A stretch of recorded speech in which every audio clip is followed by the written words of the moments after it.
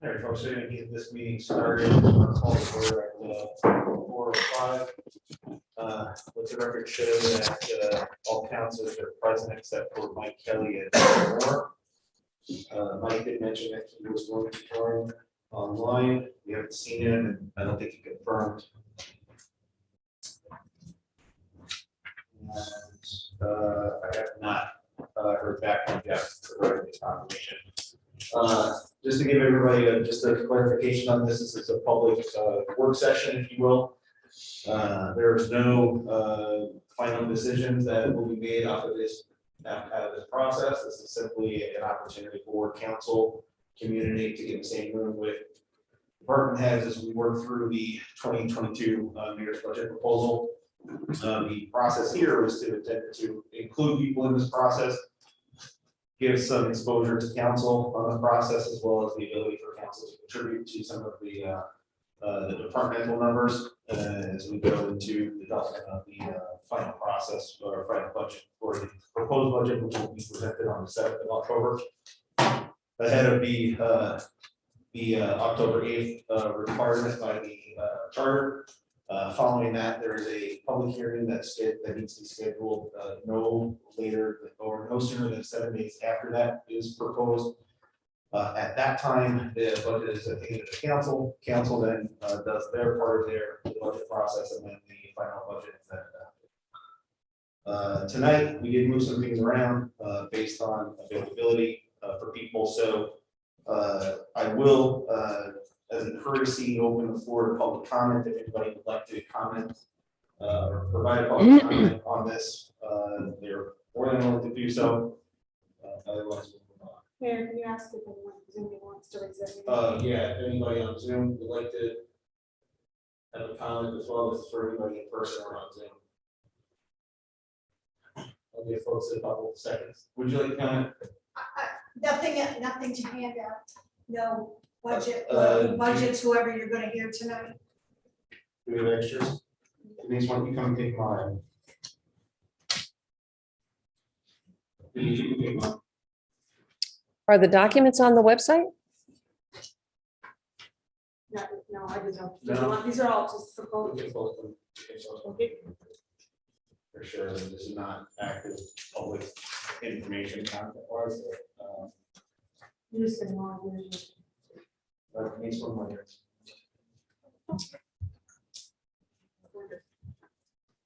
Okay. With that, Chief Wallace, would you like to come up and chat about the budget, talk about your projections for next year?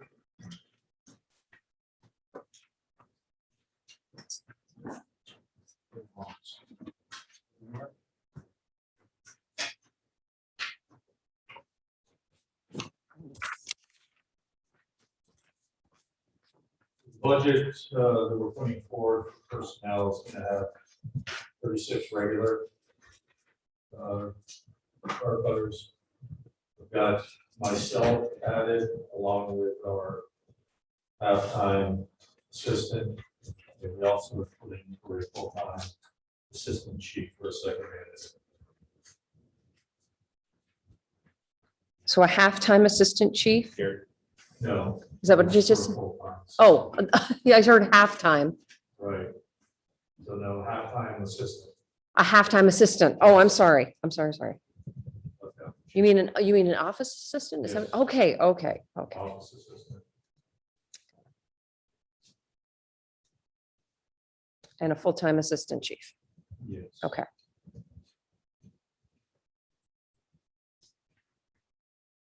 We moved the, some of that or any questions? Well, it's not a hearing and counselors met with department heads. I mean, I'm not really sure what the protocol is. The mayor stepped out, it seems. So I guess just give your presentation. Okay. I'm just waiting for the actual mayor's budget to come out and then it kicks it to hearing and then it kicks it to the council. So just go ahead and present, I guess. What's the question? He just asked if I had any questions and Any questions about the staffing level? Oh. That's for anybody. Does anybody have any questions about staffing? questions about the, Will you in like fashion need IT support like 80 minutes? Was that?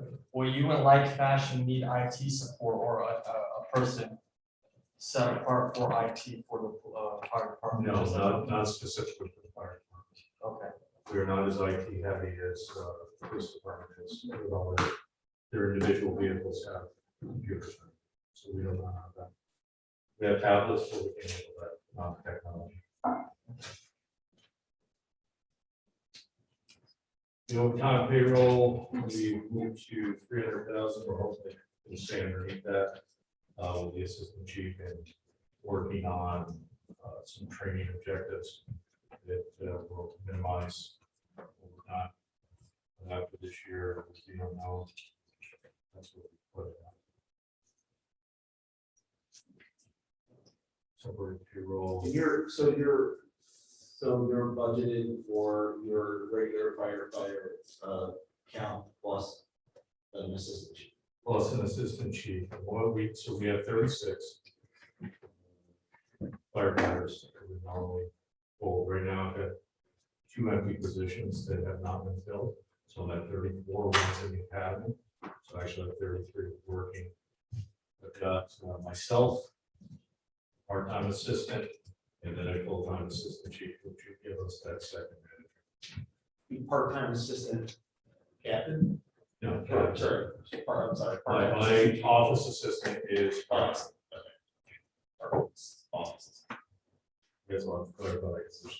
Yes. So you said that you have 36 positions and 33 filled right now?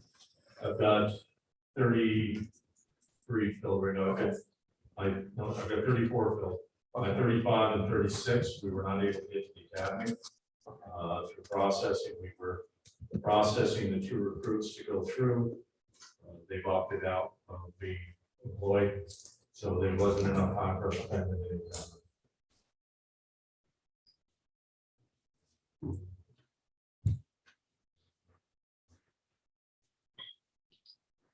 So going down, just the regular ones. Separation pay, we've told everybody and talked to them, the ones that are eligible, nobody's looking to retire next year. Which is good news, considering what happened this year. Massive retirements that we had. How many retired this year? 7. Were they all captains? No. No. I had some senior men. It depends if they had moved up in rank, or a lot of them were just senior firefighters, drivers, so that caused, when they leave, we have to get more people qualified to drive engines and areas, which is a process, a lot of hours of training. So, and then in order, that raises your overtime because you want to qualify people.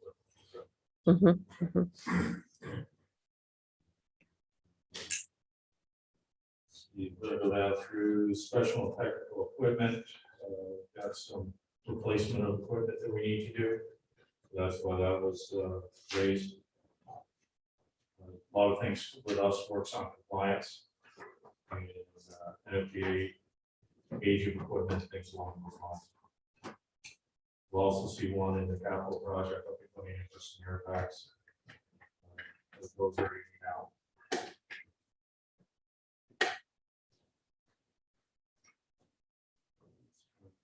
See if there's any personal and clothing. You're seeing a jump in that, and that comes into firefighter turnout gear, which you would see. We have fire EMS with 2 sets of gear, and they have a 10-year lifespan. So we have to be constantly having them come in before they go non-compliant. That's built in there. Does that also include equipment with new recruits? Yes, And that's included. that's included. So it's So included. So this is new recruit gear as well as. new recruit gear along with old, I've got it worked out, so we've got a succession plan for that gear and how long it needs to go. We're working on it this year, through that off, just because of all the retirements and the new recruits having to buy gear.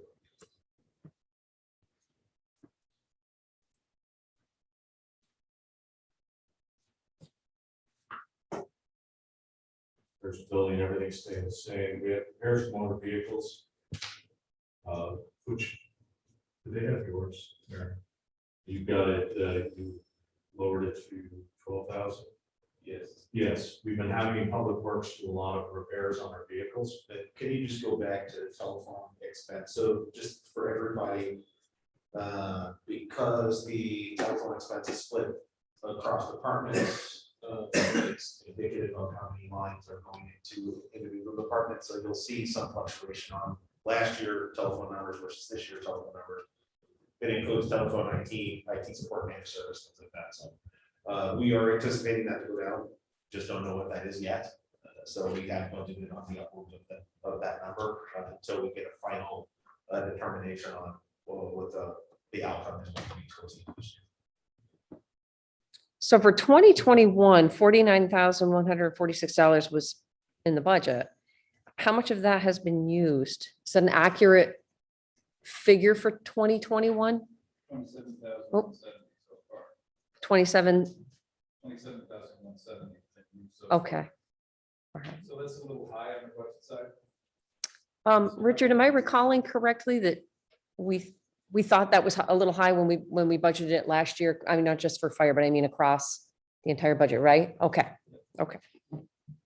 Thank you. Rich, the 37 that we have there, that seems to be. I think that's worst case, like the mayor said, we're Okay. expecting some reduction in that because of consolidation of service, but that's worst case if it doesn't.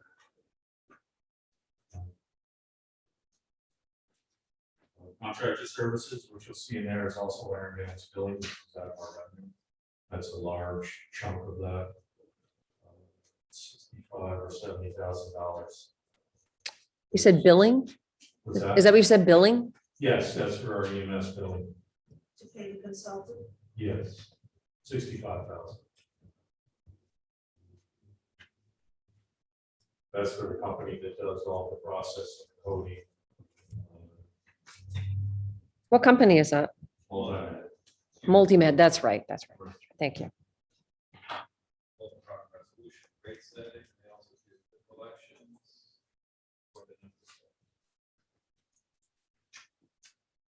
It's all based on what we receive, not what we're billing. So the better they do, or we do, the better they do. Mhm. So it's So it's the- better than just on which the amount you bill. Okay.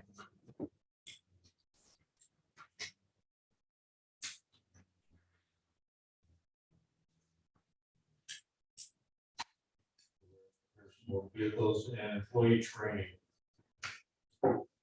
That is going to include paramedic training and recruit training for the academy, along with there's there for some administrative training for myself to go to some training down at the National Fire Academy. And some web-based training that we have, looking at hopefully we said the assistant chief coming in to be able to do the training and lower some of that because they're gonna be able to be in-house. Management, we can move the schedule around to fit and accommodate. An example would be the driver qualifications. They could work with a driver, get them rapidly up to speed. Mhm. And that's the gist of it. We don't have a lot of major changes. Trying to hold the line when we can, if there's not a compliance issue for either our training or our equipment. What do you know, Richard, you might be able to answer this. Do you know what amount of this week, there's about $134,000 increase between last year and this year? Requested anyways. Do you know how much of that 134 includes just like longevity increases and yearly increases to staff? I don't know the detail of all the people that are going, to months of longevity, but the payroll is about 100,000 and that change. So it's actually about 90. So, I mean, that would include your assistant chief. Right. So So what we've seen, take the chief out, the assistant chief out, and the prison level. Yeah. right, the new hires, which are fringe benefit contributions have gone down. Your overtime is 50,000 higher than budget last year. Right. So there's the other piece. Where are they at now this year? 333 versus the budget 250. I don't know if your 300 is too low. I think we're going to, with the assistant chief, I think we can reach that. That's the point. Okay. That's, you know, again, we're doing our best trying to do it. All you need is some injuries, that takes everything out. So just to give council a little feedback and a little background here. I have been I will, be forthright here. I've been pushing for an assistant chief in this department because I believe that one manager and 36 employees with everything they have to do, it's too much. And I really would like to see the chief get the help get the assistance. It just sounded funny when it came out that way. So I just wanted council to know that that's something I have been advocating for. And I will echo that because on one of the bigger budgets that we have in the city last year, around $3.2 million budget. We struggle with not having leadership, some succession plan of leadership in some of the more, key departments. This is one of them, right? We have Scott that does good work, but we need support, and that's one of the reasons why we passed that management package earlier this year, is to create the opportunity for succession backups. Scott, even though he says he is not ready to, he is of the retirement. He's qualified to retire. He's eligible to retire this year, or next year. 3 years past. Right. Whoa. So let's, part of it is Counselor who's also noted is getting him the necessary support, and also creating the opportunity for growth and stability in that department. Well, I think that it brings up the succession planning and the changes that happened this year in New York State for qualifications for a fire chief. So service, there's a list of all this task, it's to minimum qualifications. Yeah. And they're expensive. So in order to get somebody, you just can't take somebody local. They have to have the training. Qualifications need to be considered. And that changed, 2 years ago? It's 2019, I think. It may have been 2 years. Yeah, I think it was 2019. Right.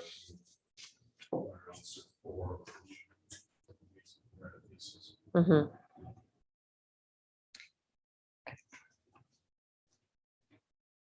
Any other questions? No. Departmental revenues. We're tracking with the ambulance. Our revenues are looking the same. We usually increase in the fall. So at least we're hoping that trend continues. Where you at, Rich, where are the average now with the department, with that ambulance revenues? 646,000 against the budget of 900. So that's Yeah, a few more months left. September, October, we're 4 months left. 72% of budget. Right. Yeah, so it's turning out, right? Right, we don't see the revenues post till about 8 to 10 days after the month ends. So we won't know until second week of January how we did it. That's how they do it, and they'll do their adjustments. But we typically predicted out for around about 74% of the year for our year model. Yeah, we're exactly at 72% here right now, so if they're tracking at 70% of revenue, probably pretty close. Right. Yeah, I mean, we'll have what the revenue win as the last day, but we're doing it based on cash. Right. So Yeah, you'll know. they analyze based on billing versus collections, and they give you a slightly different report, but on a cash basis, what you're looking at is what we got in the bank. How often do they deposit? Every day. Every day? When they receive, they deposit? Yeah, they come in through ACH. Mostly, and then also we get checks done, so. If you have an ambulance, possible, just about it. That's another thing that the company does, is that they will deposit directly in your bank account, right? They send us ACH payments from constituent provided. So we're gonna take care of that for us also. But they do send us a pilot checks. Right? So,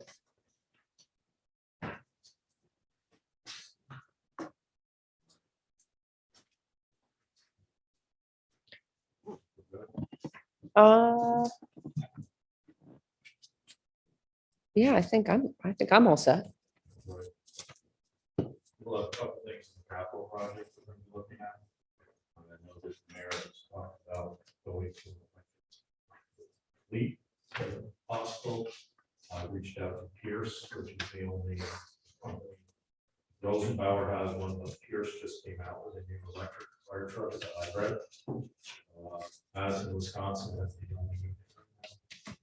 You're cheap to be able to find out how it's doing, but what I'm hearing is it'll go 2 days. Fire without having to take an auxiliary. So if that's the case, that's something to look at. There's 23 other departments in the nation that are looking at it. Mhm. We are now number 24, so we're ourselves in the best. So something like that, if there, and I don't know if you can answer this, but just to put it on your radar is something that I would like answers to, because I am woefully undereducated on electric vehicles, period. One of the things I would like to know, if that's going to be the movement that we go towards, which I'm in favor of, is what is the maintenance cost? What are the, I'm not educated at all on how to maintain electric or hybrid fleets and the longevity of parts that have to be purchased and things like that, like the cost down the road. And so that's something I'd like to know when it's available to be known, I guess is what I'm saying. One of our questions when I talked to the Pierce rep, they actually put a mechanic on the line. We were talking about that. I believe it's a deep cell. They don't even know yet, but I believe it's deep cell batteries. And there's a battery bank that's right at the back of the truck. So Mhm. it's not underneath like a Tesla or anything else. You can replace individual batteries, is my understanding of this. So I'm in the same boat. I want to know what the maintenance costs are. How this is going to play out. Mhm. That's where Madison, Wisconsin comes in. Portland, Oregon's getting the second one that should be this month. So these are also cold weather areas. So we'll find out how they operate in cold weather, how the batteries hold up, although they stay in the firehouse is warm. What happens on multiple calls? And if it needs maintenance, Who can how do would it? that get done? Right, And what would that entail?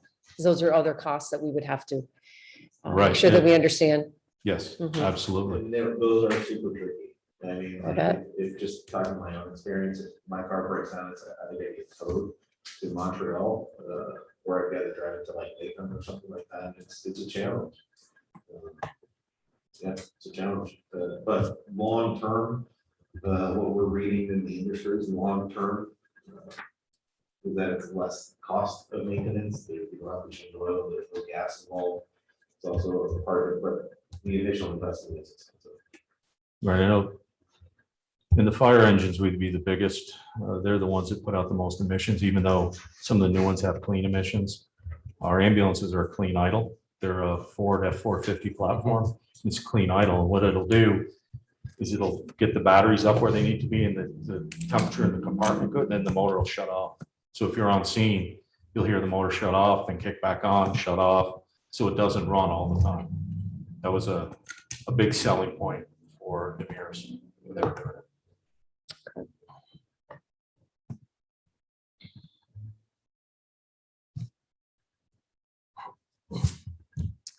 Thank you. Welcome. Other questions?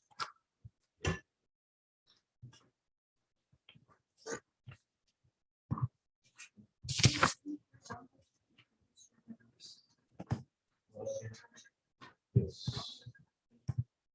Sure, we're gonna have you go, I know that we're, Matt is wrapping up a.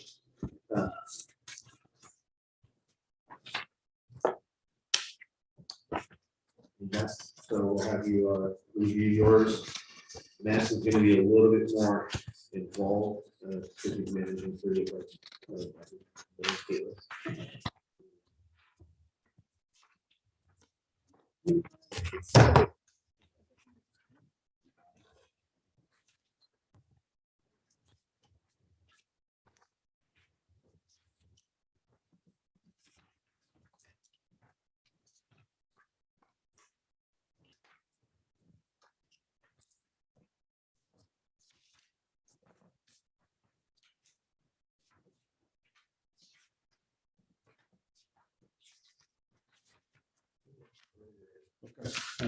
So we'll start around 1,100 regular payroll. That number reflects the manning that we have today with an addition of potentially a chief and hopefully 10 more officers. The second line, the overtime payroll, we're currently at 150,000 for 2021. We are at approximately 94% usage of that amount, and we still have the last quarter to go. With the addition of manning next year, that number should hopefully remain, but we're still a working number, so it's at 200,000. So it's 50 above last year's. Moving down to 1,400, the non-payable compensation, that's at 112. That can be translated based on the contract, the CBA. So that comes out of uniform allowances, comes out of college tuition, compensation. But also, healthcare buyouts. Health insurance buyout. Do we have, do you know if we projected all 10 officers potentially having healthcare buyouts? To have healthcare, no, it's unique. So I think only one member has a healthcare buyout in the department now. Healthcare buyouts are in there. They're not in it. No, they're down in the general fund combined house. How many officers are gonna be retiring next year? Next year, 6 for sure. 6. We have a potential of 7, but one member opted to retire on Friday, this past week. Mhm. Six for next year. So that's the separation. And right now, we only have 10 scheduled new officers on budget for next year. Yes, sir. Yes, sir. That number has been changed. I think it was at 198, and we reduced or subtracted the retiree from Friday. So we covered the separation pay. Continuing down.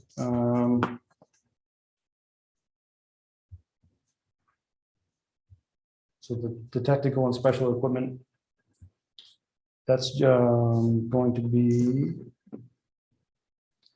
things that aren't covered, but are maybe required as the year comes on. I'll use the bowler wrap demonstration we had a few months back. Equipment such as that, if we choose to purchase it, then it would come out of this line. Or an upgrade, we'll say taser, that would come out of that. So Are you looking at doing the whole wrap? we are, it's a transfer issue. We're looking to find the money somewhere. Okay. Yep. But yes, we'd like to get at least 2, maybe 4. What is that thing called? Bowler wrap. Bola, Yep. B-O-L-A. Bola, B-O-L-A. F-E-L-A. It's that Batman thing. Like that's supposed to help me right now, Batman.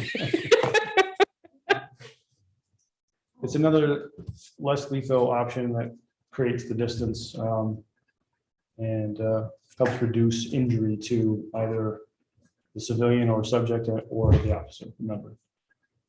Are they being used in any other local municipalities of like comparable size or around New York, or where are they being used? The closest is Malone, actually. Malone?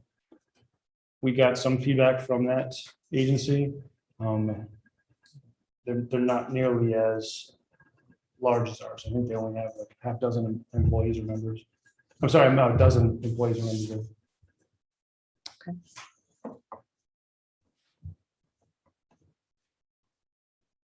Can we move down to vehicle supplies? Yeah. Yep. That's gonna be, I believe, fuel or gas. We're currently at 35,000 now. The year prior, we actually ended the year at approximately 30,000 or 32,000. Again, COVID kind of helped kept us grounded a little bit. This year, we are tracking a little higher. We should, projection-wise, end up with around 45,000. So that's pretty close. For the fuel consumption, the repairs, 44, line 4452. The repairs, we have requested 3 vehicles. The repairs right now, I believe at 47,000. I'm sure Rich can throw a number at me, but it's a lot higher. We have been trending lower as we get new vehicles on our fleet. We trend lower. I think 3 years ago, we were at like 90,000 for vehicle repairs. So with the addition of 3 vehicles, we should be able to retain that number.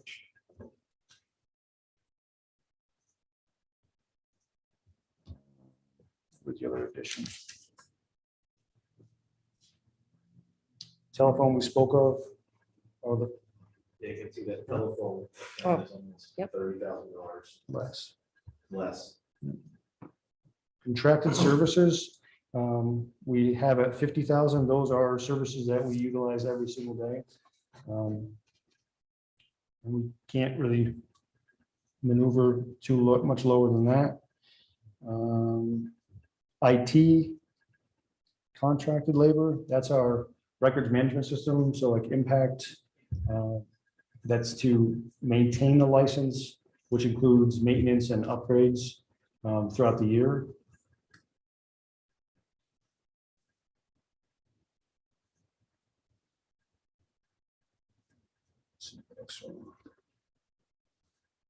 If you have questions, I'm kind of jumping. If you want to hold back or go back, just please let me know. Yeah, well, yeah, I actually do have some questions about your 1100 line. Yep. Before we navigate off the page. So how many sworn officers does this 1100 line budget for? How many sworn officers? So it should be around 40, 47, 48, with the addition of 10 officers and a chief.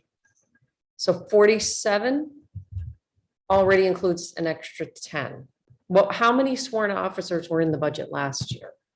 I don't know off the top of my head. Yeah, and I can find that, I'm sure. I didn't have time to dig it out for tonight. So 47 sworn officers. How many civilians are in that budget? Your dispatchers are civilians, right? So dispatchers are within there. We have 3 currently, but 4 positions. So the 1100 line is 47 sworn officers, 3 dispatchers. 3 currently. We have availability of another position, which we haven't filled. Which is not that's not part of that budget. It's a separate. That's a separate budget. Okay, that's good to know. So in this, the sworn officers, the chief of police position is part of that, right? Yes, ma'am. Chief of police. 2 lieutenants, Yes, ma'am. okay.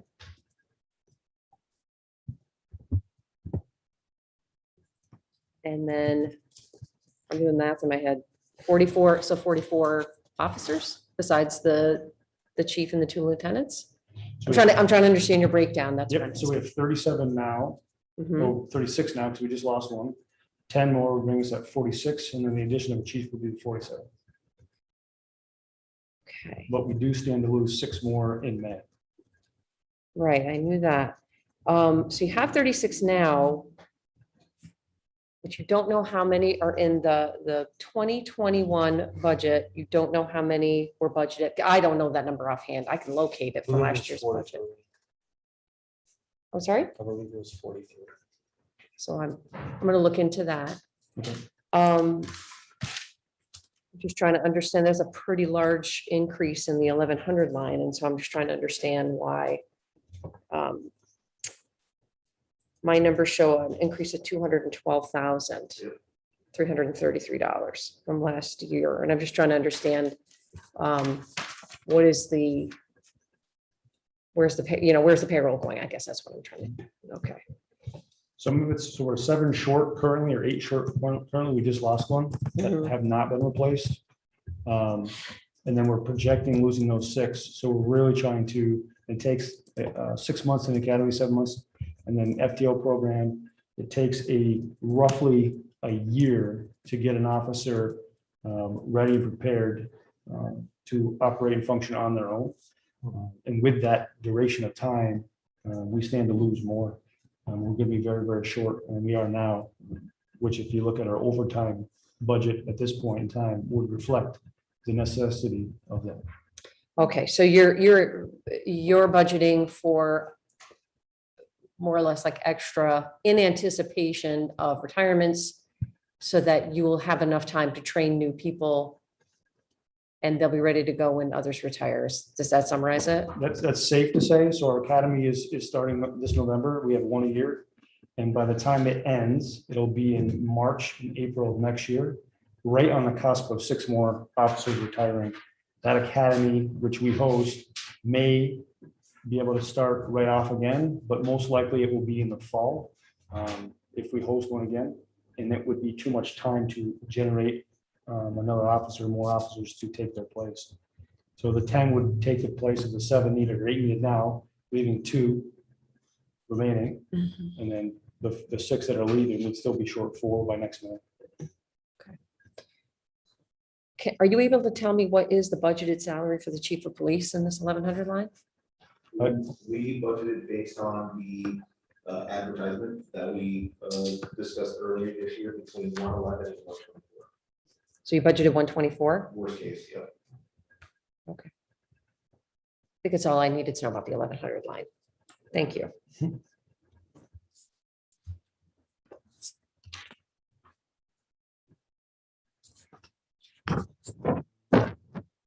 We're still staying with vehicles, so repairs to motor vehicles. That's down to 30,000. And again, with the increase of the 3 vehicles, which was discussed to be in the capital project, it doesn't reflect on here as zeros, or it reflects here as zeros. That's going to be tight, but we do believe that that's possible. Again, it's trending down as we replace the fleet, rebuild the fleet. These problem vehicles that need much maintenance, the money is starting to come back down. Employee training was another one that was reflected, I believe, as zeros last year. That's the college tuition, which is contractual. So we put it in there so that it was it reflects that contract.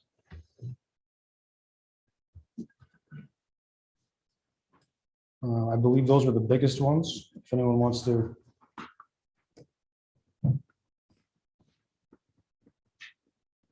Any further explanation on something I spoke of or another line that we have questions to? No, I'm all set on that. Yeah. What's that? Thank you. Sorry, do you want to talk about like the rest of the? Oh, sorry. Keep going. Guards, animal control. Yeah. Especially animal control. Sure. Apologize. Let me. So we don't currently we don't currently have a contract. It's kind of a, and we haven't, I believe, for a couple of years. So that fees for services is put in there as 25,000. So, Chair, sorry, Lieutenant. Where are we looking now? We're looking at animal control. Animal control, okay. So. Yeah, sorry. Go ahead. Is that going to answer that? Yeah, go ahead.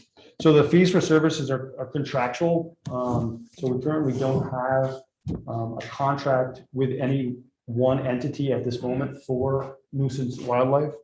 So that's what that would cover. In the past, it has been $25,000 to $30,000 annual.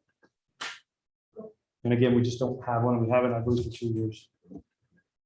Yes, we eliminated that because of last year's budget, and we had an individual and was under breach of contract, basically, because he let his insurance lapse. And you know, I advocated for eliminating the DEC nuisance control individual because other municipalities don't pay for that. They have a DEC contact on their website, and citizens who have nuisance animals on their property contact that number, and they take care of it personally, because one of the things that we used to talk about in last year with the council at the time is the difficulty we run into as a municipality of trying to provide absolutely every service that we can.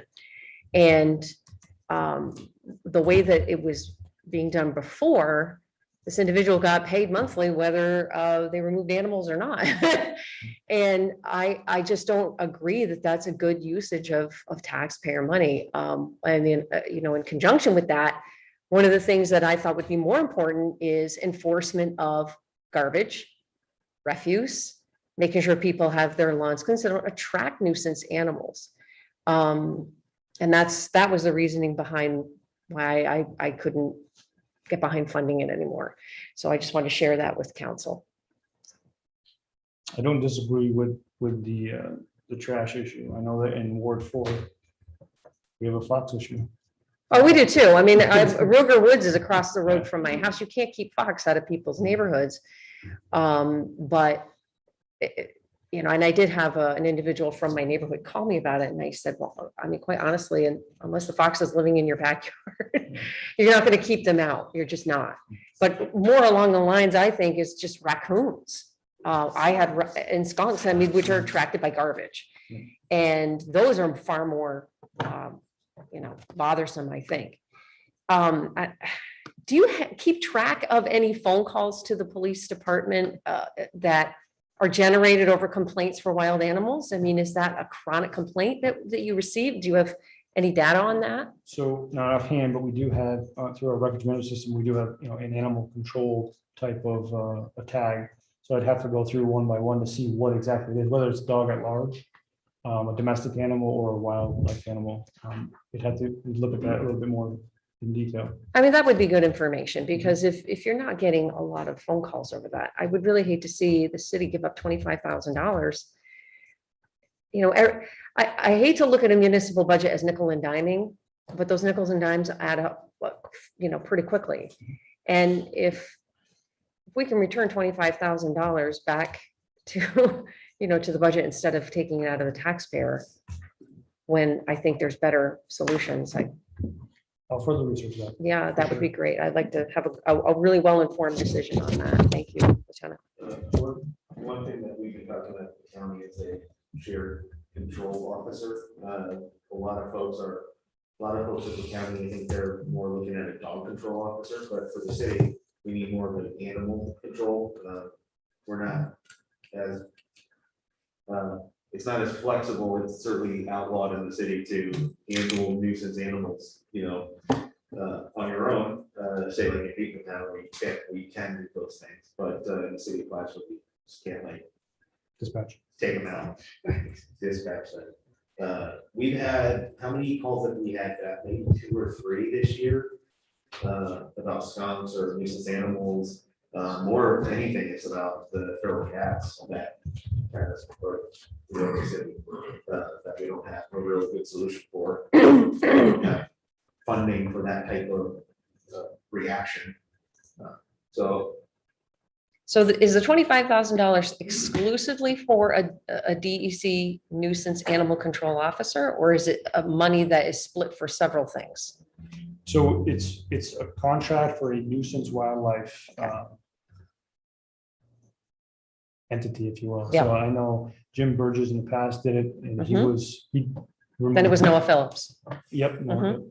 But it was, bats, raccoons, Mhm, mhm. skunks, it ranged. It wasn't for like, moose or anything like that, or bear. You said moose. Well, I mean, we did have a moose. we have Two- We did. And Yep. bear, of Yeah, course. And the bear the year before, yeah. That's why I spring it up. So it does happen infrequently, but it's more so of the troublesome, the nuisance.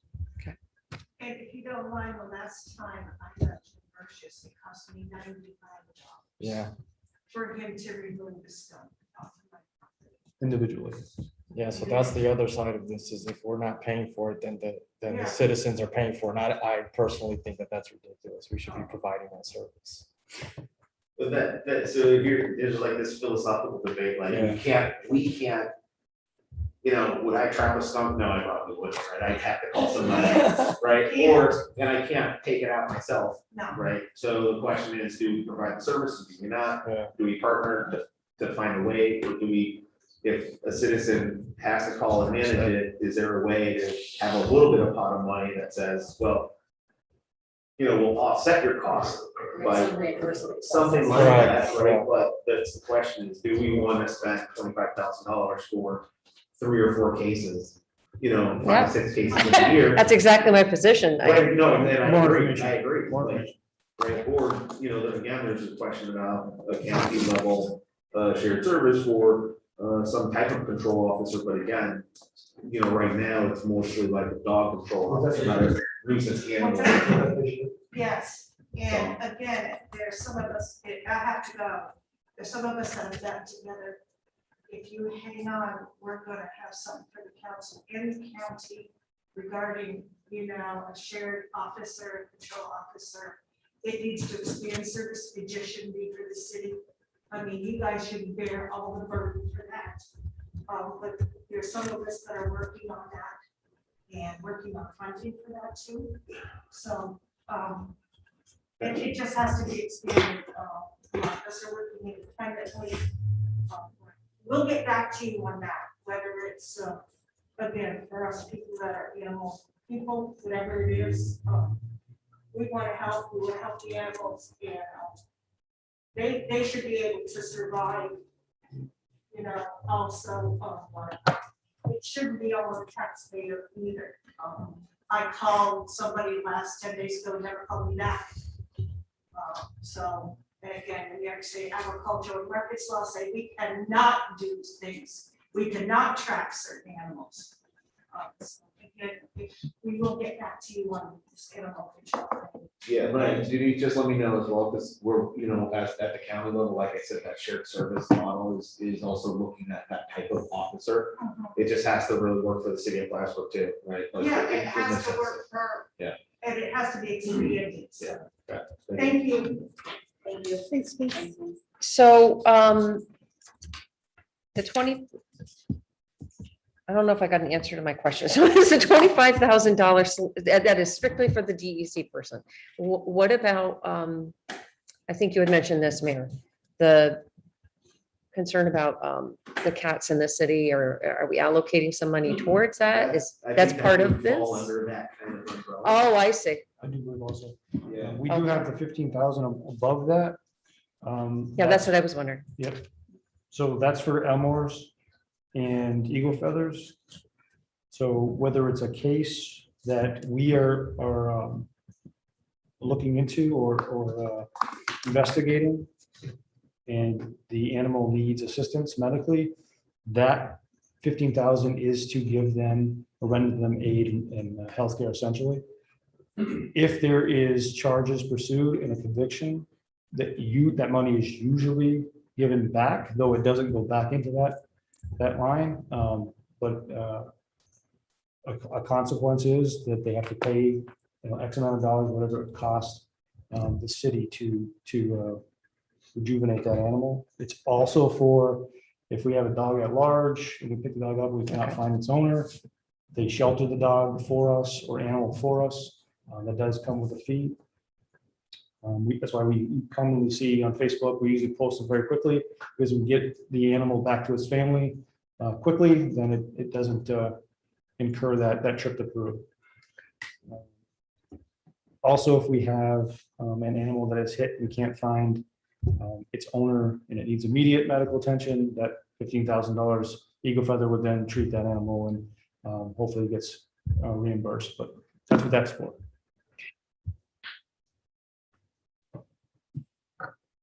Above that, crossing guards, I kind of jump down.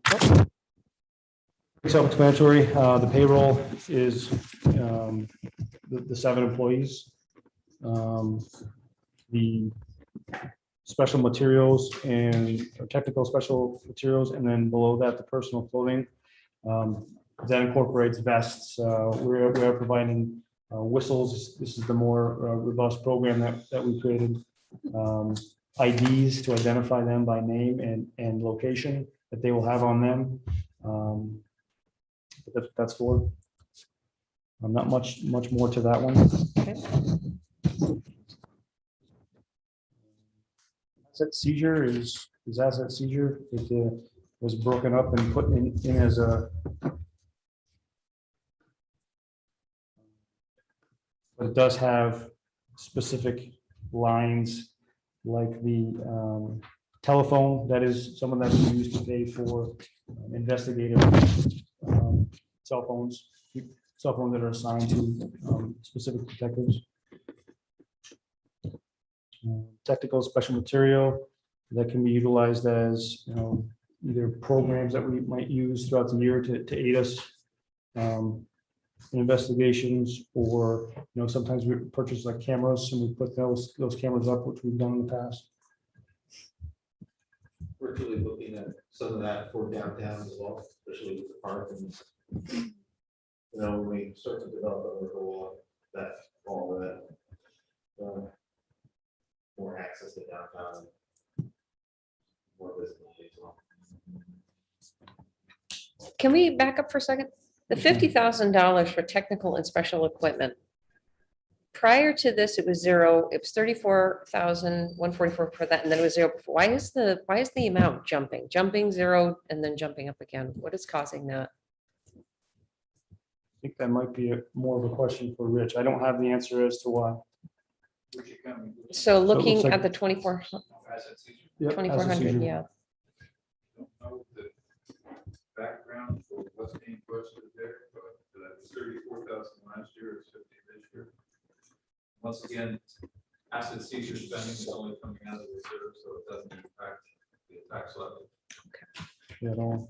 Now, if you look at the total of the spending there, it's like 128,000, Yes. Mhm. and the revenue is 190,000, so it had 65,000. Very bottom of the budget to balance that out, so it doesn't impact the tax levy. Have to include the same amount of expenses you need for the revenue, so it's a wash. That's a reserve fund, correct? Yeah, if there's more revenue projected to be collected, then we put that balance over. So yes, so that's what the 65,000 is for. I don't think you have that in your numbers here, but that should be there. Yeah, I was looking. So that. I don't see it. That's done deliberately so that it doesn't impact. Wait, where are you? So if you look at the total of the, I see the total asset seizure. right, and then you've got three accounts up above and from the rest of the world down below. And the lines that should include. There are 193,000. 193,350. So the difference is 65,000. So we have to have another 65,000 budget to expend somewhere. And I just put that as transfer to the reserve for the assets to the cash. Once again, for the wash.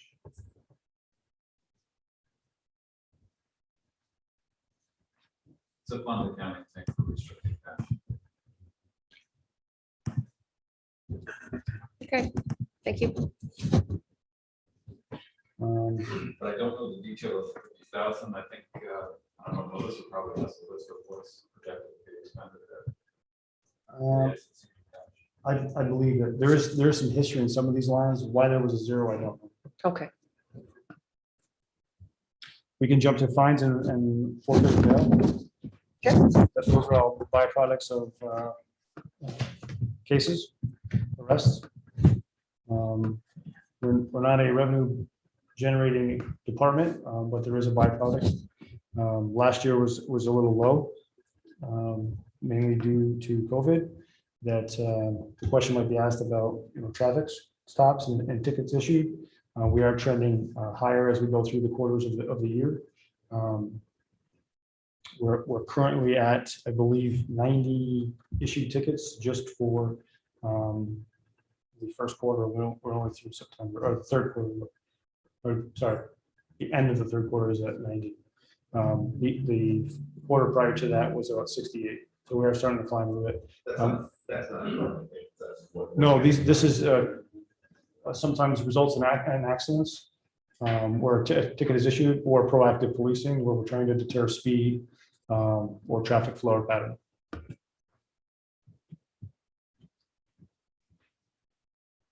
Any other questions? I might not have answered as I went through.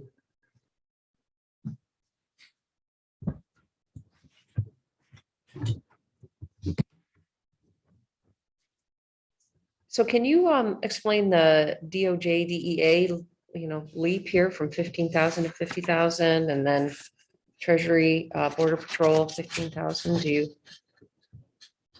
Sure. that's, some differences there between last year's budget, so. Sure. So that is partnerships with those entities. So as we assign a member of Plattsburgh Police Department to these agencies, as the same as I said about local, on the federal level, when those cases close and there's a conviction, the money that then comes out of that, percentage or portion of that comes to each member or assistant agency. Mhm. We currently do not have anybody assigned to the Border Task Force due to manning. But we do have one member assigned to the DEA, which we normally have two, again, due to manning. Mhm. And so are you anticipating that will change in next year's budget? We're hoping, yes. All right, Yes, okay. absolutely. Okay.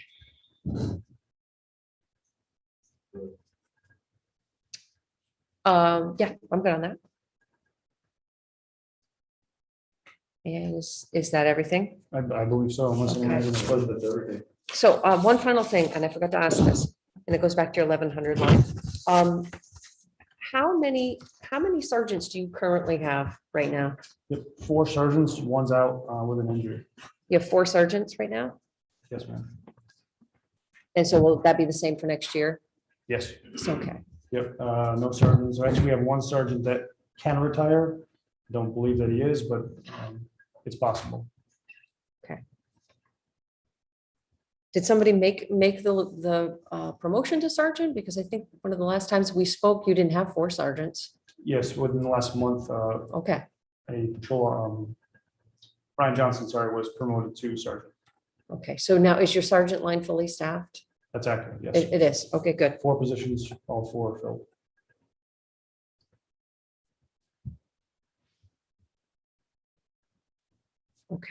Thank you.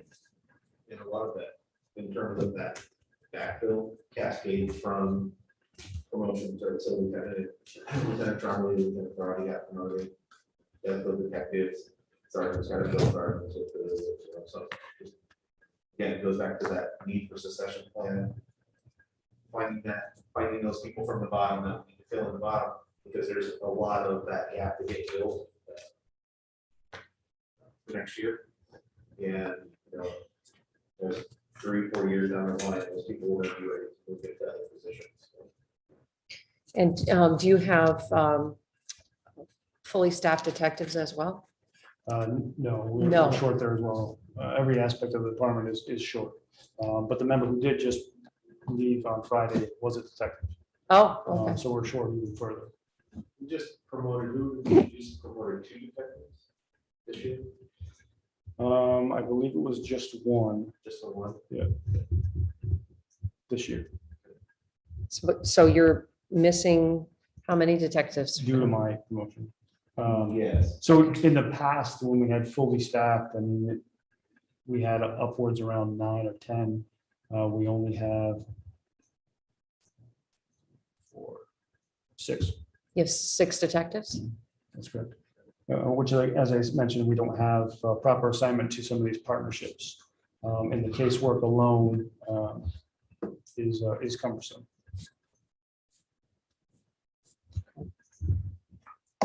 Thank you. So, appreciate it. Thank you. Thank you. Yeah.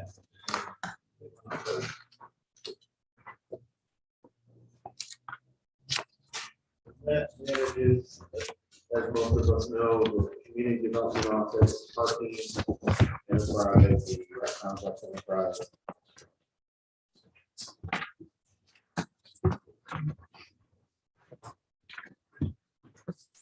So if you want to start with CEO, and then we'll just go to the other one.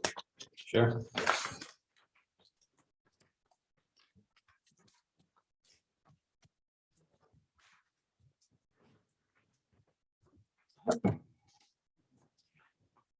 Okay, starting with CDO. There's been a requested increase in regular payroll to reflect some of the personnel changes that have occurred over the course of the past year. We've hired a new senior clerk. We've had one of our employees promoted to planner position. I've included in this next year's budget request an increase in the pay scale for the CDO director position. There is about a little less than 10% in overtime payroll for the 2 members of my staff who are in the ASME union. Going down, vehicle supplies and vehicle parts. Nothing too much has changed there. 50,000 in contracted services, which covers just a little bit of everything that we do in the course of a given year. Things come up that we're not necessarily anticipated, but nonetheless are needed for CDO operations. For example, this year, the 5 art installations in the Arts Park, we paid that out of the CDO contracted services account. I think everybody could agree that that's a beneficial addition to the park.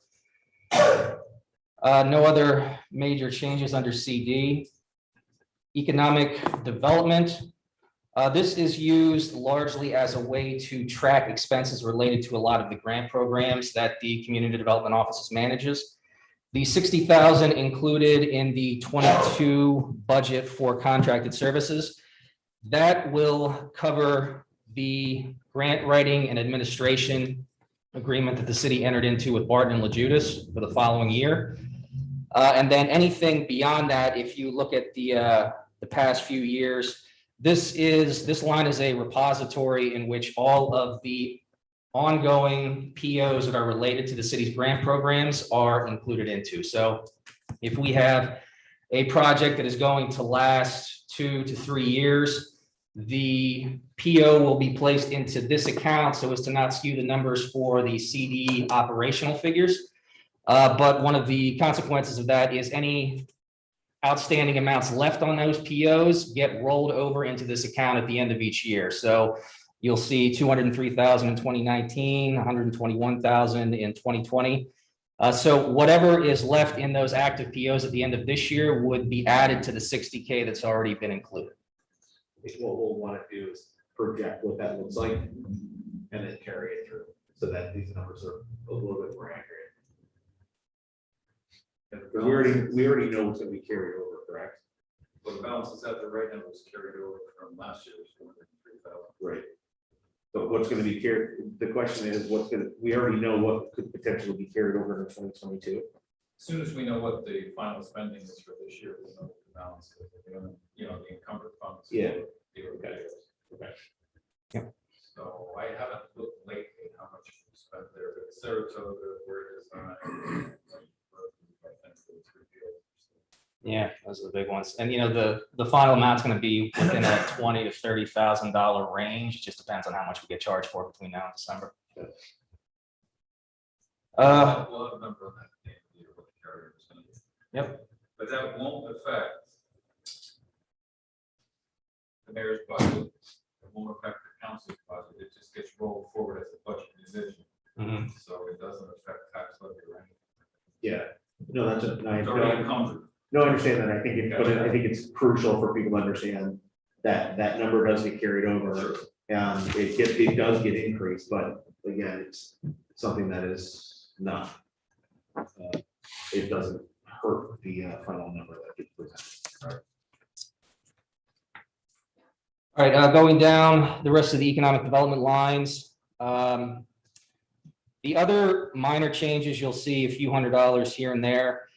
The building inspector's office has a number of specific budget lines that they use to track expenses related to the zoning board. That's advertisements and necessary mailings for folks who live within a certain geographic radius for proposed project. We've never had that same tracking system for planning board expenses. So in the coming year, I'm proposing to start tracking those expenses under the economic development lines. So you'll see a few $100s for special materials and supplies, printing and copying, fees for services. The big difference that you'll see is the $7,000 for conferences. All of our volunteer board members have continuing education requirements that they are mandated to every year either go to a conference or take a certain number of classes in order to stay up on the most modern principles and New York State guidelines for their positions and their standards of review. In previous years, even though these are volunteer boards, it has been the burden of the cost of maintaining those certifications and those continuing education requirements has been on the board members themselves. I felt that it would be more appropriate, given their volunteer status for the city, to put up the funding to maintain, their up-to-date knowledge. So that $7,000 will cover the cost of those continuing education requirements for the 7 members of the board and 2 members of my staff who actively administer the board on an annual basis. So that's for the zoning board, That's for the planning board. planning board. Yep. excuse me. For city parks, and if the council has any questions at any point, please just interrupt me. For the regular payroll, as the council knows, we've had a very limited staff in the rec department this year. That's required us to rely a great deal on other departments for support, DPW more than any. And they've been extremely accommodating throughout the course of the year. But that does take them away from their core functions. So in order to have a more self-sufficient rec complex staff going forward into 2022, I've requested the addition of a full-time permanent labor position under the city parks who would be dedicated to maintenance of the city parks. And, given the condition that many of those parks are in, I feel that's a worthwhile investment. Temporary payroll, that would also pay for a few seasonal laborers to assist with maintenance in the parks. That would be a 6-month hire between April and October, more or less, to help with the bulk of the summer season when the workload is the heaviest.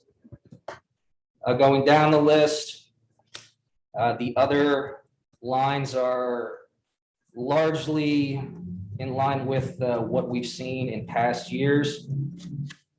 I did add a few additional requests for funding because of the poor state of many of our parks and the fact that we do have a lot of deferred maintenance we have to get caught up on. So the addition from 94,000 that we have in 2021 to 119 for next year, trying to address some of those deferred maintenance issues is where the bulk of that additional request is coming from.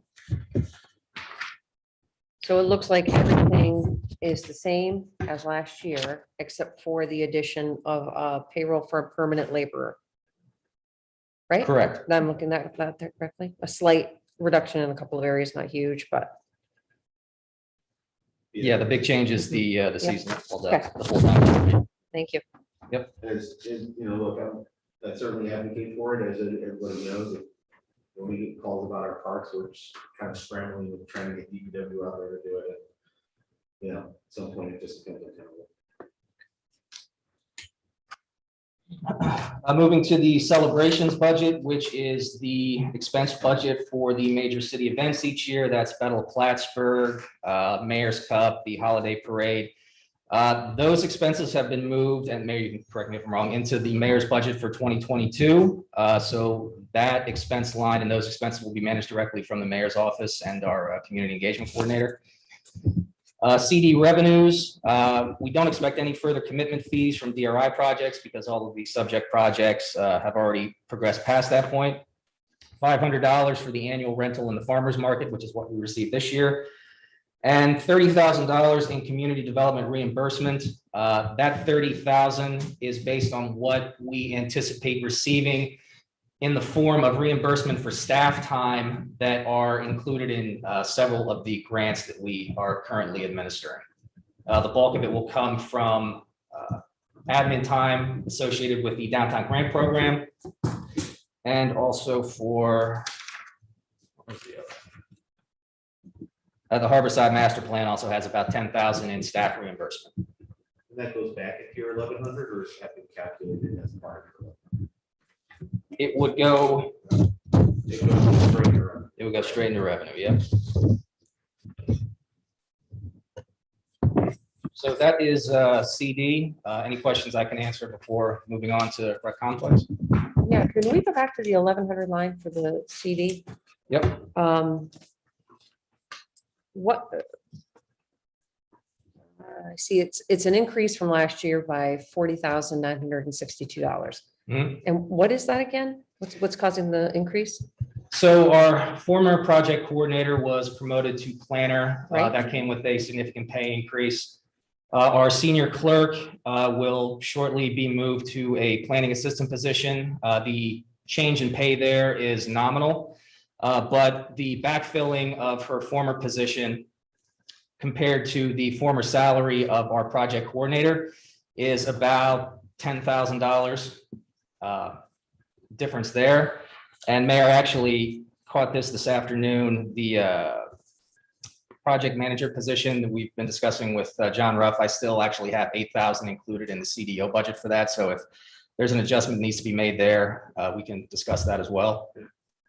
So there's going to be a hiring of a project manager.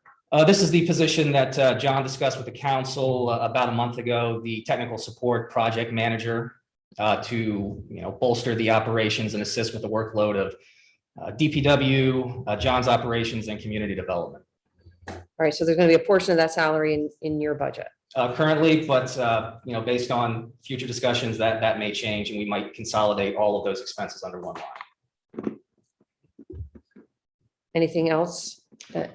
Yep, and then there is the requested increase in the pay scale for the community development director position, my position, based on what I was originally hired to do, what I've been handling the past 3.5 years. And I can discuss that in more detail at another time. I'm not sure if this is the right. Yeah. Okay.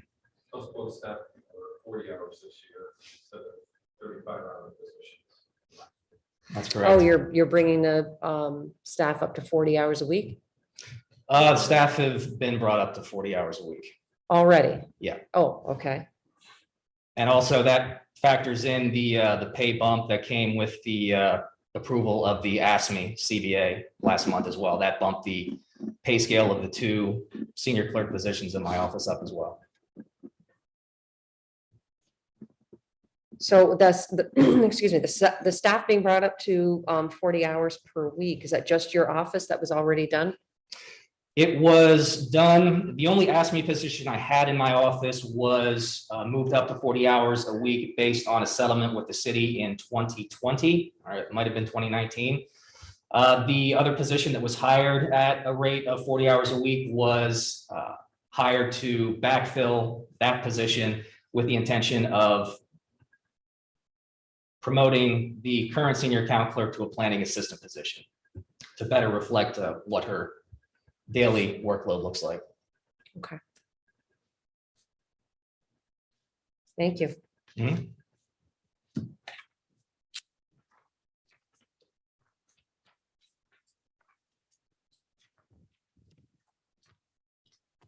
Okay, moving on to rec complex.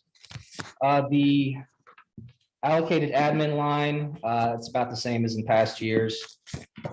Rec complex admin, the regular payroll line, that is inclusive of the salaries of our recreation leader and also a second full-time permanent laborer to be housed within the rec complex umbrella. That will bring us up not to the labor staff that we previously had under rec complex, but having one laborer dedicated who can dedicate themselves full-time to the city's parks, and then having a second full-time laborer who can serve as a full-time dedicated person for all of the other rec facilities, the beach, the crate, the gym, the marina. Even though several of those facilities are being managed by third parties, there is still a considerable amount of administrative and maintenance burden that does still fall on the city. Who is currently the rec leader? Scott Dubray. That's what I thought. Yep, and Scott's done a fantastic job this year of basically running a one-man show with the rec department, and he's managed to keep everything together and do a whole lot more. Okay, so that 1,100 increase is about 45,000. Yep. And that's for your complex leader, Mhm. and you're hiring a second full-time permanent laborer. Yep. Anything else on that 1,100 line? Let me triple check. I don't believe so. Nope, that's it. So what would this permanent laborer do? I think, and forgive me if you said what they did already, I'm sorry. Sure. The intention is to have one of the new full-time permanent laborers be dedicated to the city's parks. And then the second full-time permanent laborer be dedicated to all of the maintenance work that is required of the beach, the crate, the gym, and the marina. And so that's all done currently by public works staff? The vast bulk of it is, a lot of the heavier work is done by DPW. We currently have 2 seasonal laborers who are assisting us with that. But it's, I'll just be blunt, it's not enough to handle the workload that we have. The public works allocation? The seasonal laborers that we have okay, under rec sorry. complex, yeah.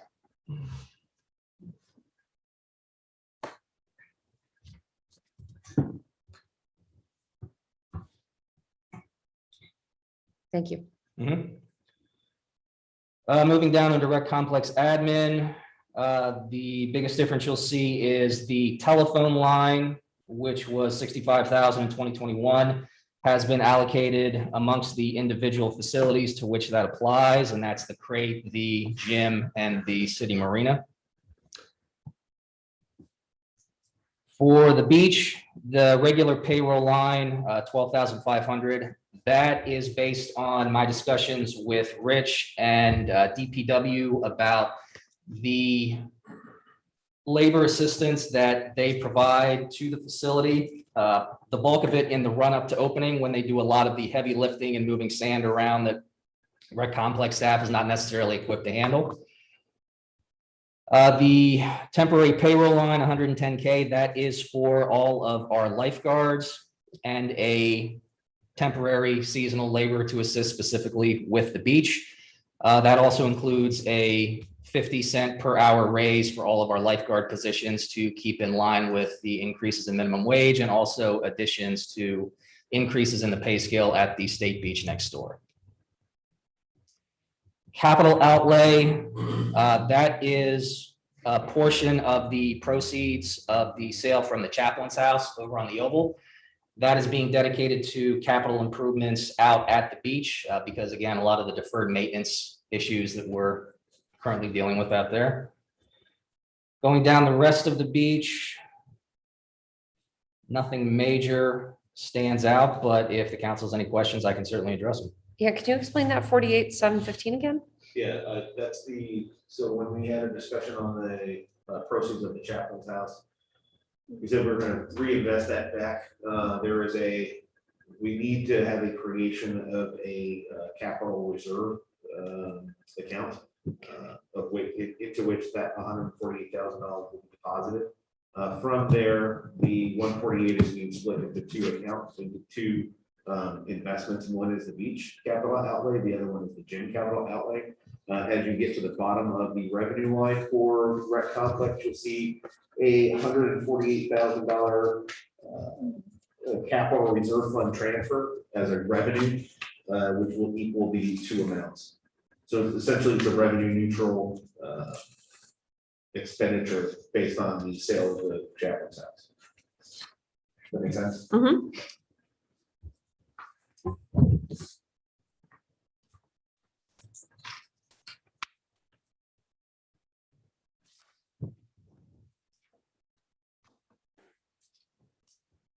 Okay, moving down to the crate, the 5,000 in regular payroll, that is again based on DPW's estimate for their assistance in some of the larger projects that we require them to help with. Primarily the putting down and the taking up of the event floor during the summer months when there are major events held out at the crate, the Builder Show, Comic-Con, a few others. The big expense, of course, is electricity and natural gas. It costs a fortune to heat the place. It's $55K a year. But the $10,000 in repairs to buildings, that is based on, what we've seen trending in the past, and most of that money goes to repairs to the roof. So the 45,000 for electric and gas that was budgeted for last year, are we, where are we in staying within that budget right now? I would have to confirm that, but if I had submitted for 55, my assumption is that we are going over that 45K. You think you're going over? I believe so. Rich, you have that, where are we at?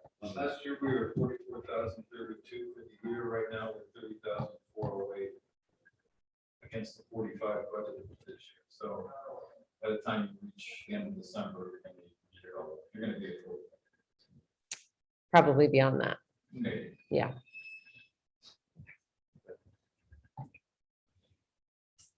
Moving on to the gym. The 100,000 under capital outlay, as the mayor explained, that's coming from the sale of the chaplain's house and is intended to address a lot of the deferred maintenance issues with that facility. Other than that expense, Sewer so much higher at the gym.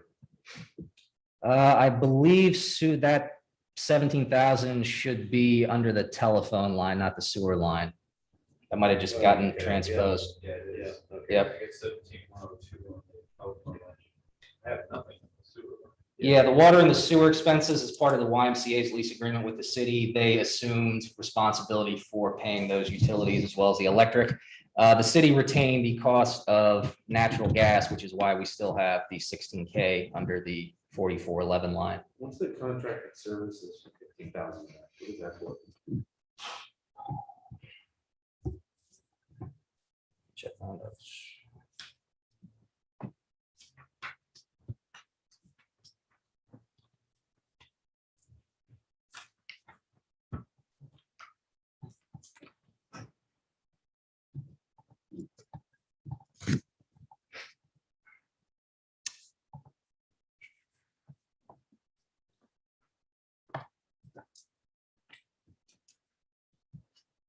I would have to look into that in more detail and get back to you. Yep.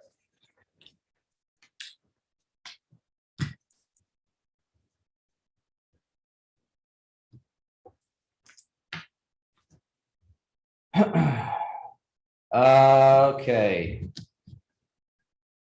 The Marina, 5,000 in regular payroll, again, for DPW's expected contribution, taking the docks in and out of the water at the beginning and end of the season. We still do that just because they're extremely valuable assets. And then, other than the 17,000 budgeted for telephone, which again was allocated from RCX admin, the other expenses are more or less in line with what we budgeted for this year and in line with the active management of that facility. We do need to spend some money down there, but certainly less than we have in past years.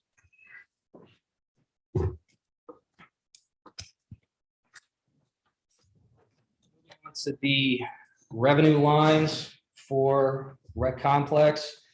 Admissions at the beach, that's listed at 115,000, and that is based on the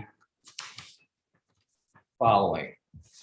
So in years past, when COVID was not an issue and Canadian visitors could travel freely to the US, a seasonal average of 11,500 cars is reasonable to expect of what we can see out there at the beach.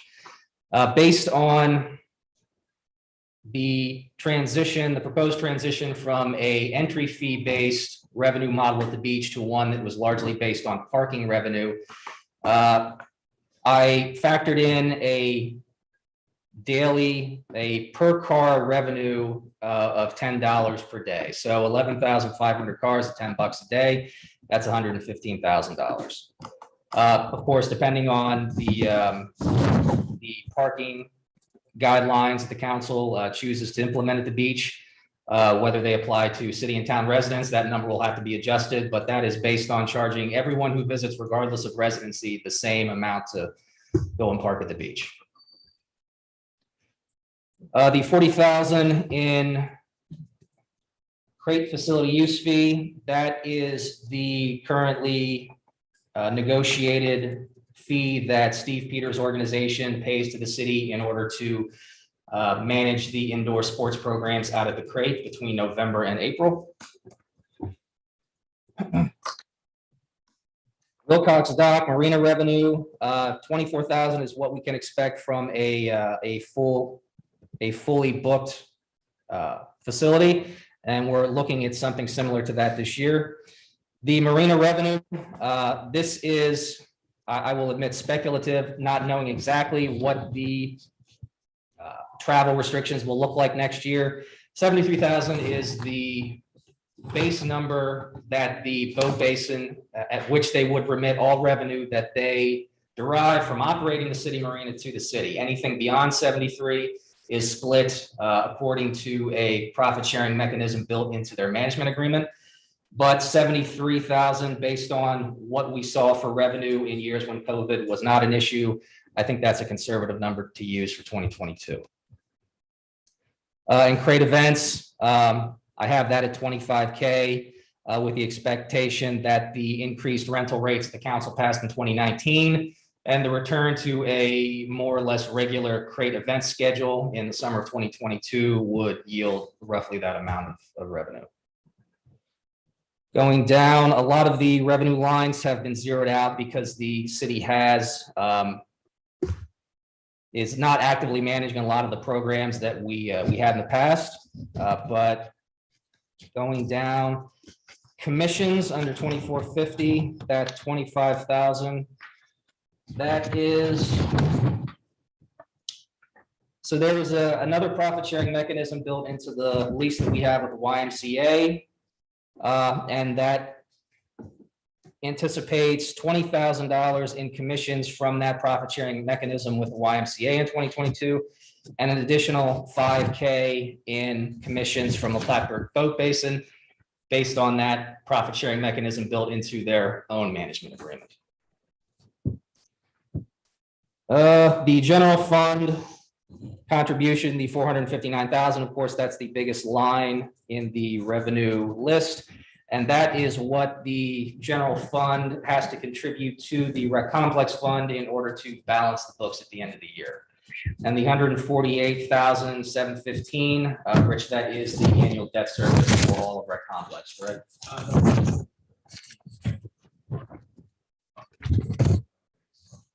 That's right. Okay.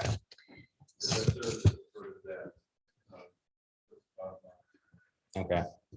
So that number, hold on. So what was budgeted for this year for 2021 was 333,000. Mhm. That's money that we already assumed we would be taking from the general fund. Am I explaining that correctly? That's correct, yeah. And I think in the most recent cash report, I saw that the rec complex is running in the negative around $250,000.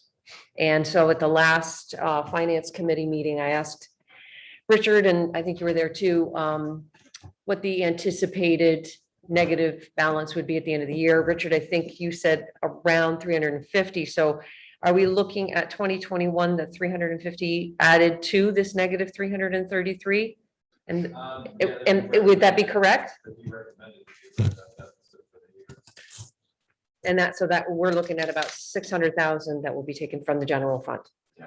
And that's on top of the I think we're at 650,000 or 700,000 unbudgeted, unallocated fund balance we've already spent. And then we, of course, know that we have a police contract that is unsettled. So we would be looking, I mean, this is directed at you. So we would be looking at the end of this year at approximately a 2 million hit to the fund balance. Would that be? I mean, because of what we already spent that wasn't budgeted because of this, and then we've got possible back pay. Well, the budget amount was 208, we were up to 475, color 476, revised budget. Where we transferred 391,000, so the balance of the year, we're gonna get to the 476, plus the 250 that's there. Get you to, almost 700,000. Okay. But I don't see it reaching 2 million. No, not that. I'm talking about total between things that we haven't budgeted but spent, and then this and possible back pay for police. Are you looking at the unappropriated expenditure report? Yes. That report? Because a lot of that includes rec complex already. Oh, it does. Yes, so you gotta filter out that 600,000, take out the rec complex items that add up to this 476,000. How much? I didn't hear the last number you said. I'm sorry. We started at 208,000 budget, we transferred from the general fund to the rec complex fund. It was the original budget. Now it's up to 476,000, and that's the revised budget amounts based on all of those transfers that we've been doing budget adjustments for throughout this year. So you can't just take that total number for the unbudgeted appropriations and add it to this. Okay. You gotta filter out what was already recognized. Okay. But 476 plus the 250, and we're gonna be at a very big number to transfer to the complex fund. Yeah, 726 overall for this year. It's a big number. And that'll get rid of that cash deficit. And that'll get them back to, being a balanced fund, let's say. Mm-hmm. And then of course, it's another 460,000 projected for 2022. Got it. Okay. Thank you. Hey,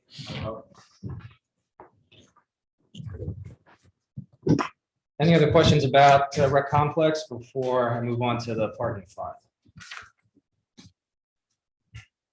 Okay. Thank you. So for the parking fund, very little under allocated admin, under the parking lot. The regular payroll line, that 112,000 includes the payroll costs of our current full-time permanent parking enforcement officer, our downtown laborer who handles the bulk of daily maintenance in the downtown area within the special assessment district. And it also includes the cost of an additional parking enforcement assistant who would also be full-time and permanent. That position is being requested because of the discussion we had a few weeks ago regarding the parking kiosk system and the need for some level of redundancy in enforcement. So if we have one personnel member who is solely responsible for enforcing parking, if she is on vacation, if she is absent, the consistency lags and the efficiency of the system suffers because of it. So that additional position would be funded out of the parking fund, but would also provide it with some flexibility and also some resiliency in the enforcement regime. So is the parking meter going to be prints out a ticket and you put it on the dash like a display and pay kind of thing, or pay and display? That would actually be pay by plate. So once you enter your parking, your license plate number into the system, there is no actual need for you to put a receipt on your dashboard. The system tracks it. Mhm. The handheld units that our enforcement officers will have can tell just by punching in the plate whether or not you've paid, and then, continue on or issue a ticket accordingly. Okay, thank you. Yep. Going down the rest of the parking lot numbers. The big changes are under contracted services and fees for services. And for those,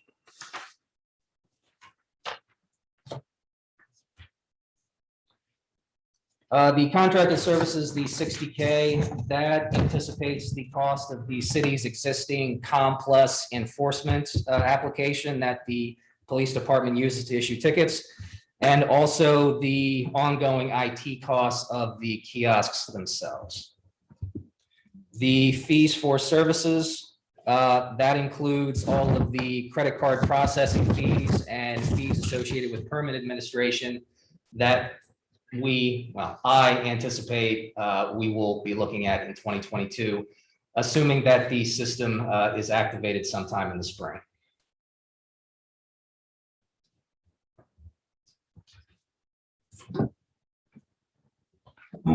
The parking fund revenue, the special assessment districts, 1, 2, 3, and 4. 1 and 2, that's the downtown district, and that number does not change from year to year. The 3 and 4, the 13,000 figure, that is for the Oval Parking District, which is tracked separately.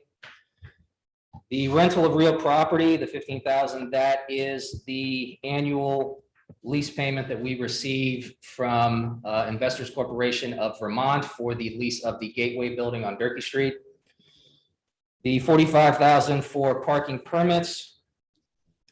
That is based on the following formula.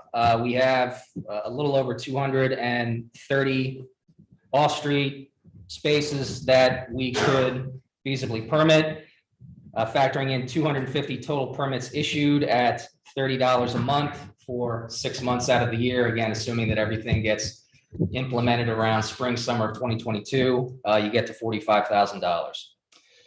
The $123,750 in parking fees, that is based on the total number of spaces that will be subject to the kiosks, and that's about 330, because that number includes the roughly 70 public spaces in the county's parking lot, which are not included in the permit system. Factoring in $3 a day times 125 enforcement days for the second half of next year. And that is weekdays minus holidays from July until December, which is where you get roughly 125. The 50,000 in parking violations and fines, that is based on the only full year for which we have a record in which COVID was not a factor, which is 2019. And I believe the total fees in that year were right around 50K. And then the general fund contribution, similar to the rec complex, that's 77,000 that would need to be transferred to the parking fund in order to balance that fund's books. And that is largely due to the increase in debt service that has been undertaken by the parking fund because of the city's various projects to create and expand new and existing parking lots downtown in anticipation of the development of the Durkee Street lot.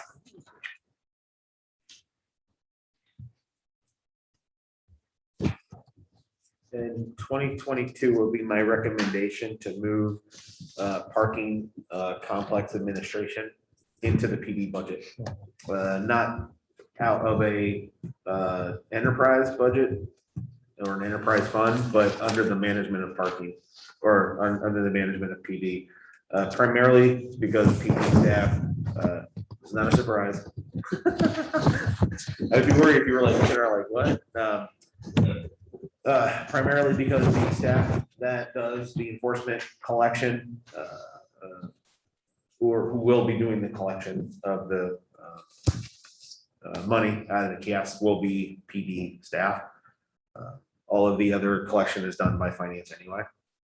That doesn't preclude Matt's team from helping develop these initiatives with parking kiosks, parking permits, but that will still be under the purview. It will be my recommendation that will be under the purview of PD in 2022. And it just makes more sense to me to be there. Was it there before?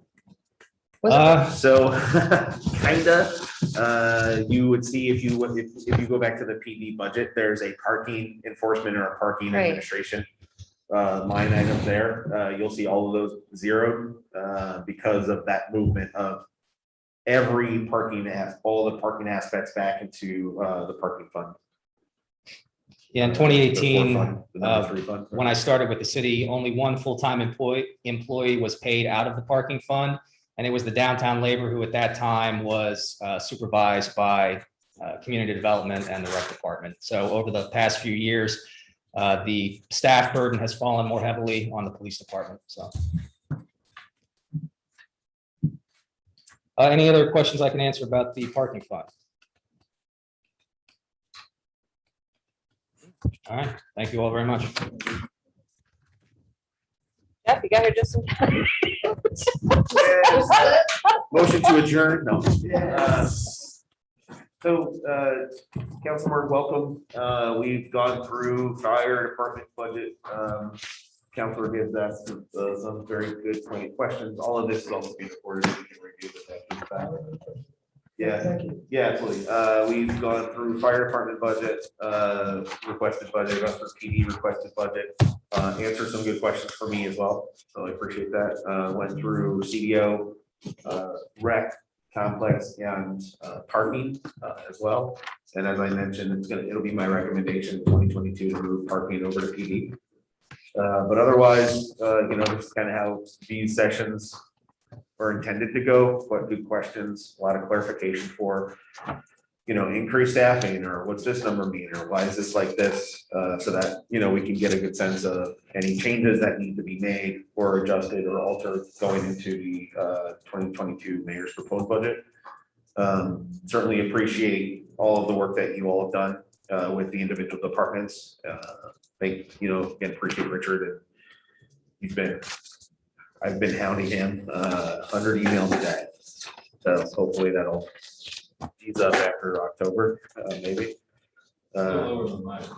What's that? Is it? Yeah. I don't know if that's a good thing or a bad thing. You can assume it's a bad thing. But tomorrow we continue with, I forget, we had to move some people around. But tomorrow we continue with the same process. But thankfully it didn't go as long as I expected. And then Wednesday we do the same thing. Thank you for moving this so that I could be here tonight. I really appreciate that. Yeah, no problem. Understood. It's part of the reason to be flexible with it, so people can be here and contribute to the parts that they are really concerned about. I have no problem being flexible. Tomorrow 5 o'clock, right? Tomorrow 5 o'clock. That's going to be. Oh, sorry, 4 o'clock. Sorry, tomorrow 4 o'clock. Thank you. We'll see each other back here, and I think that's all that we have for tonight. If anybody had any questions or comments, or no, okay.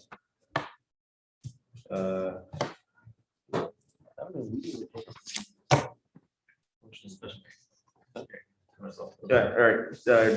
Motion to adjourn. Councilor Canales, second by Councilor Gibbs. All in favor? Aye. Opposed? We are adjourned. Thank you, folks.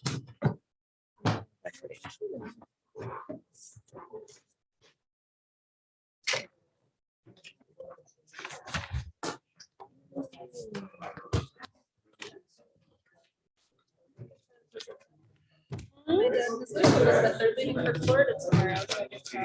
Say again? I'm I sorry. get to go visit with my dad for a little bit, because they're leaving for Florida tomorrow. Oh, that's, so you don't need to ride home then?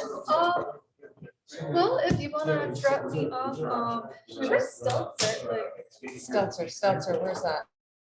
okay, you know where the school board building? Oh, the Dukin building. Yeah. Yep, got it. That, Just